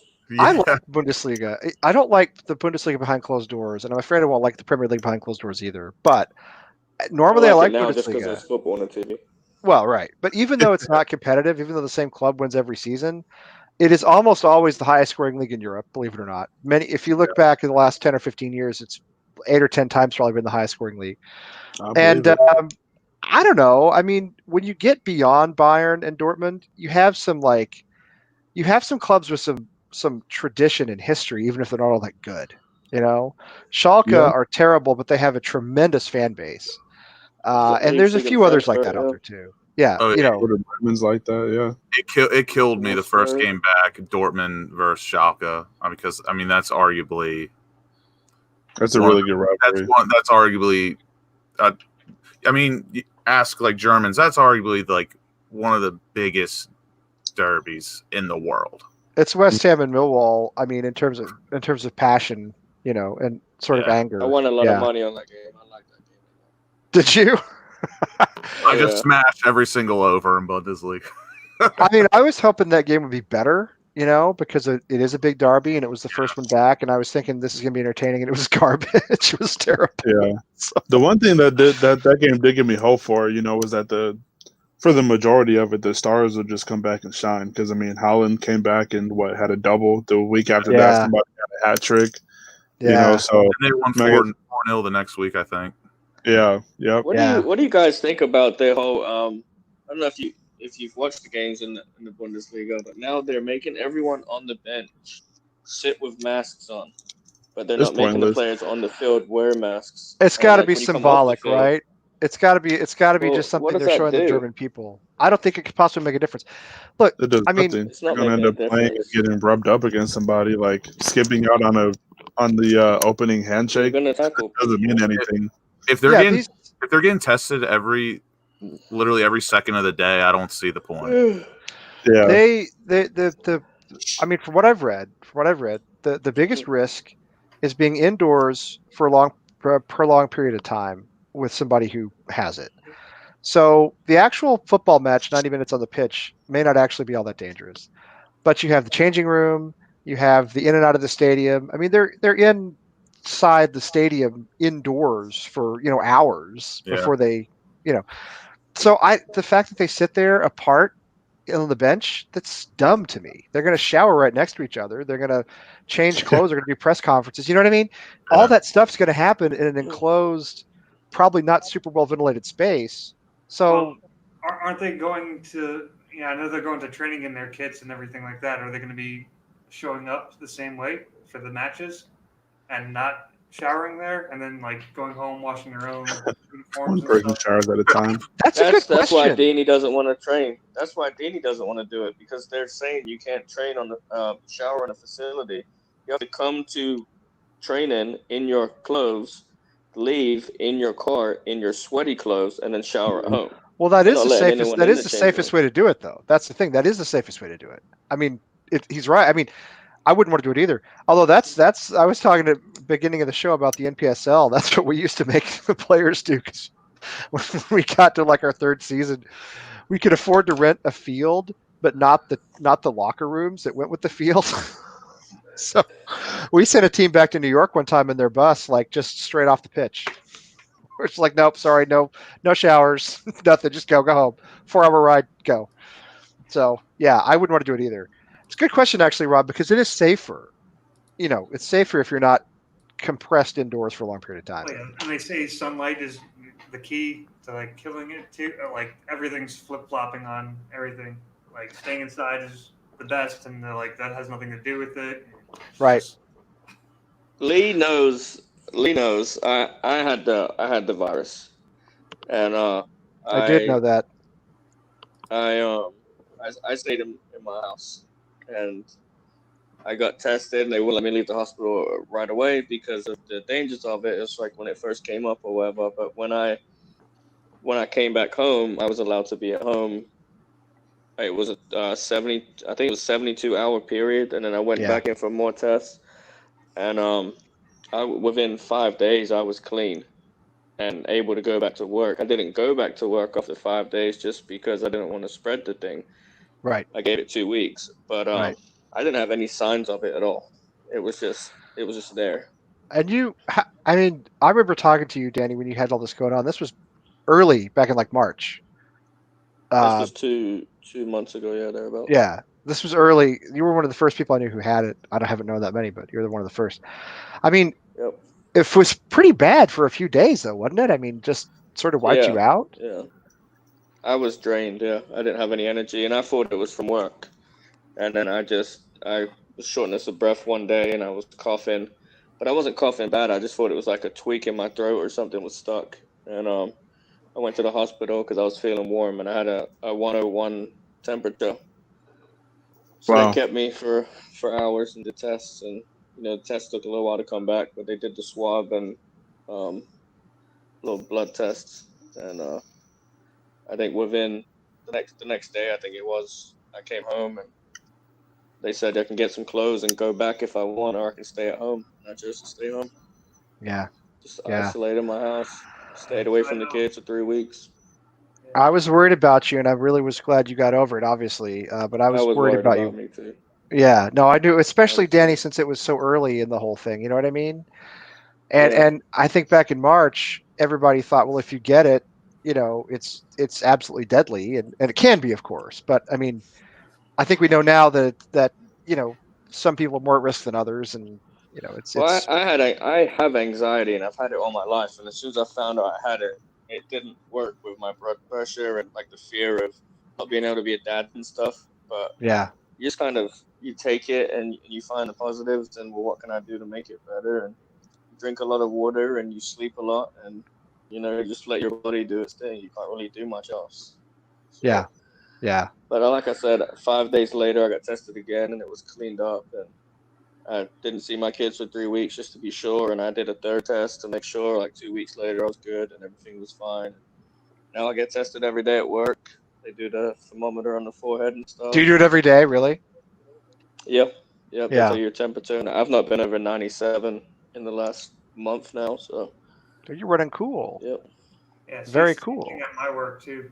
Like I get tested as I enter any building. But Yeah.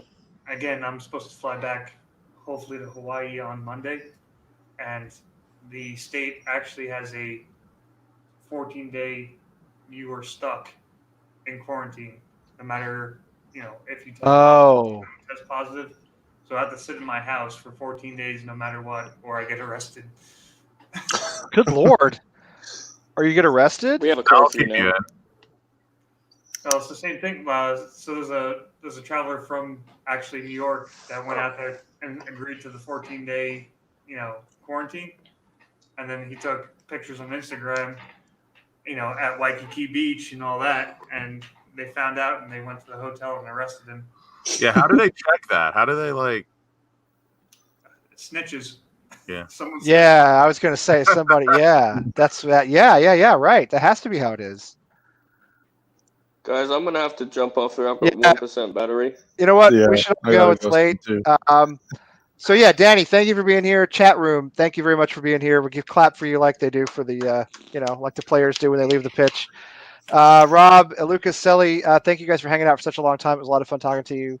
And everybody, I don't know when we'll be back, but check our website, check our social, and I think tomorrow. I think maybe Rebecca and Katie have their show tomorrow, so check it out. They did If one not, last week. I think it's the week after. They do it every other week. other than every other week. Okay, well, in that case, check them out a week from tomorrow. And I know what Miss Katie K said about the Keep Up Challenge and her donation. We should actually, send the videos over. Tag the American Hammers chat. Okay, What I had video is like that? You over there? I had no idea that was going on. They're gonna donate. What challenge is it? Keep It's, you uppy.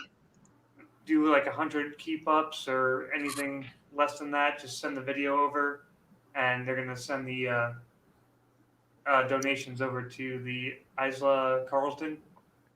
Tyler That Caton, is, yeah. that is my best friend's cousin, Isla Catan. Yeah. Oh wow, Yeah. nice. I'll do keepy ups with a 12-pack of beer. I'm actually friends with her mom and everything on Facebook. They're awesome family. Yeah, we've sent some. The network has raised some money for them. We've sent some money to them. Some of our merchandise sales early on we sent to them, and we've sent some to the DT38 Foundation as well. So, and Baz Cox, who's a fantastic guy, is always looking out for helping to help Isla. So, yeah, if you check our Twitter, we retweet all the Isla stuff that we get for people helping her financially, so auctions and so forth. So, check it out. But anyway, everybody in England is finally going to sleep or possibly waking up. I don't know. It's hard to tell. If they stayed awake through this whole thing, they deserve some sort of medal. But anyway, appreciate you guys being on. Always good to talk to you all. And until next week, I say, come on, you Irons. Come on, you Lions. When you are.